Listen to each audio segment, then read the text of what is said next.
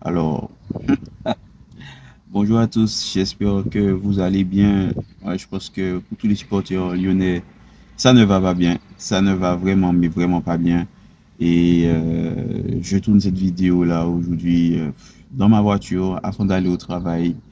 Je porte nos couleurs aujourd'hui parce que je soutiens le club dans les bons moments comme dans les mauvais. Et là, ce sont des mauvais moments depuis un moment.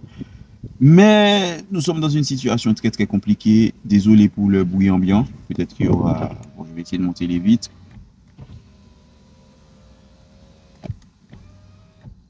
Comme je disais, désolé pour le bruit ambiant.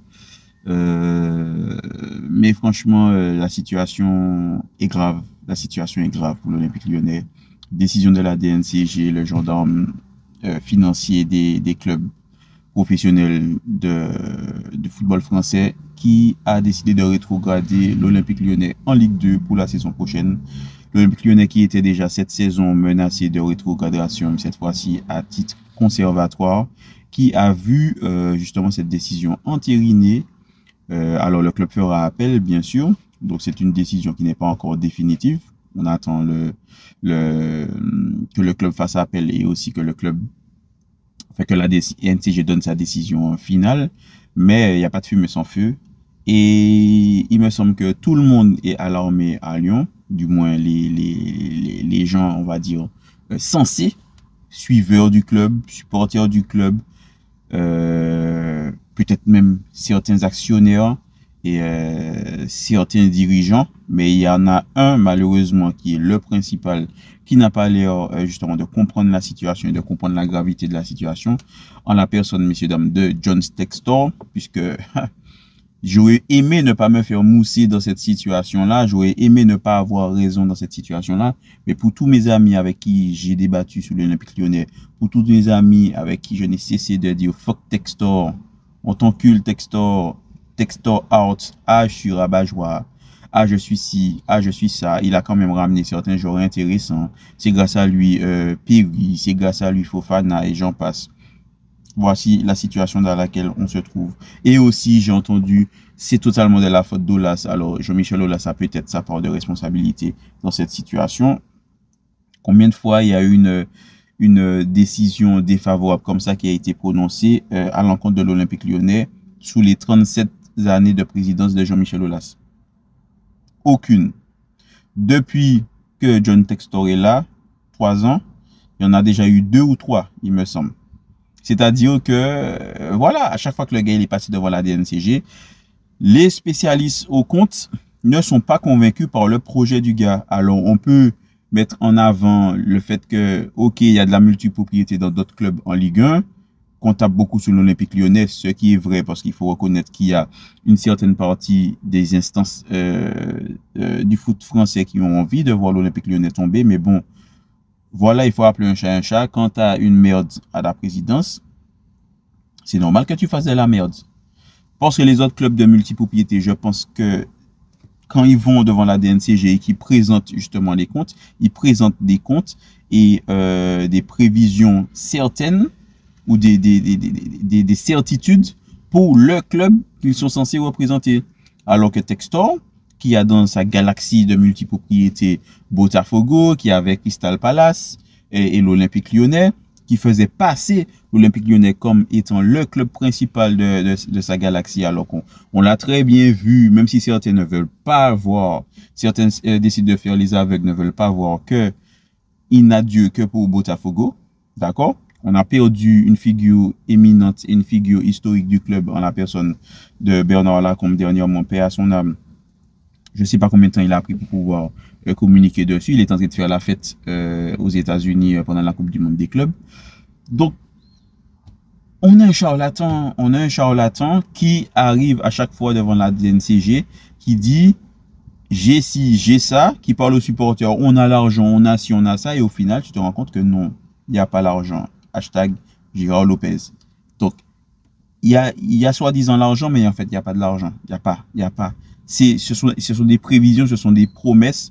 Oui, mais c'est en mode t'inquiète, je gère. Non, mais c'est pas comme ça qu'on gère un club de football. C'est pas surtout comme ça qu'on gère l'Olympique lyonnais. Donc, nous sommes dans une situation très grave, une situation très compliquée. qu'est-ce qui peut justement sauver l'Olympique Lyonnais, sachant que Jean-Michel Aulas est parti en laissant, je me rends compte, je suis en train de parler de mon club de foot, et en fait, on est condamné, nous supporters, à parler que d'économie. Depuis que ce mec est là, on ne parle que d'économie. Alors certes, on en parlait, il fut un temps, quand même, on en parlait quand même, mais on parlait beaucoup de sportifs. On parlait surtout, et souvent, de sportifs. Là, on ne parle que d'économie, putain. Alors, comme je disais, Jean-Michel Aulas qui est parti en laissant beaucoup d'actifs, qui a créé beaucoup de choses pour l'Olympique Lyonnais. L'Olympique Lyonnais en bourse, bon, bonne ou mauvaise chose. Chaque personne s'en fera sa conclusion.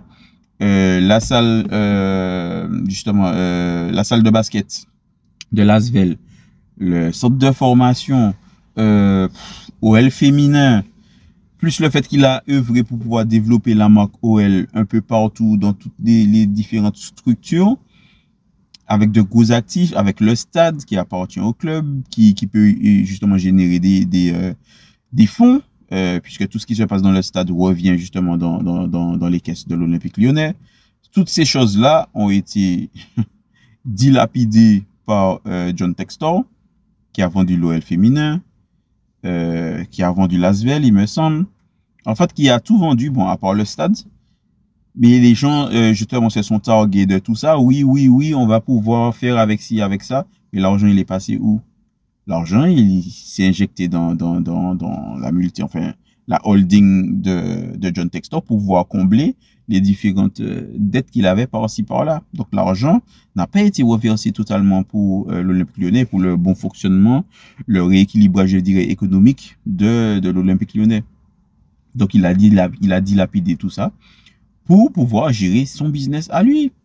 Peut-être même pour pouvoir gérer ses dettes à lui, ses dettes personnelles, j'en sais rien. Mais franchement, s'il vous plaît, monsieur Textor, si vous pouviez vous barrer de ce club, barrez-vous. On n'a vraiment pas besoin de vous. Je pense qu'on n'avait pas besoin de vous avant, malheureusement. C'est à vous que le club a été vendu, mais barrez-vous. Si vous avez ne serait-ce qu'une once de respect, une once, on sait que vous n'avez Dieu que pour Botafogo. Et si vous avez une once de respect, barrez-vous. Barrez-vous, comme vous avez fait pour Crystal Palace, vendez les parts que vous avez de l'Olympique Lyonnais et barrez-vous, s'il vous plaît.